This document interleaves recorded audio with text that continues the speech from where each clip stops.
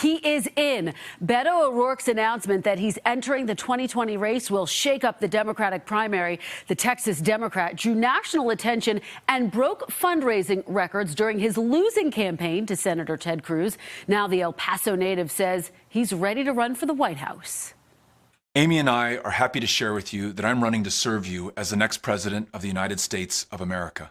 This morning, Beto O'Rourke making it official. The former Texas congressman announcing he's running for president in this video message posted on social media. This is a defining moment of truth for this country and for every single one of us. O'Rourke saying the interconnected crises of the economy, the climate, and the nation's democracy have never been greater. The latest hint O'Rourke was ready to run, coming in a glossy Vanity Fair spread overnight, captured by celebrity photographer Annie Leibovitz. O'Rourke saying, "I'm just born to do this," after recently telling Oprah, "I have been thinking about running for president."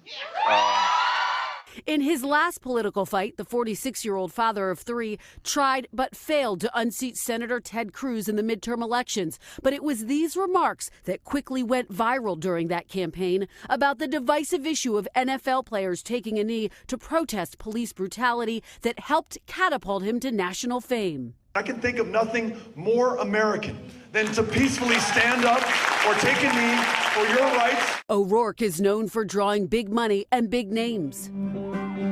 But he's also faced criticism for struggling in a recent Washington Post interview to say exactly where he stands on important policy issues like immigration. While a congressman, he sponsored 3 bills that were signed into law. And this recent New York Times profile painted the former entrepreneur and rock musician as still searching to define who he is. The president recently took aim at O'Rourke during a rally in his hometown, El Paso. They'll say, Beto O'Rourke.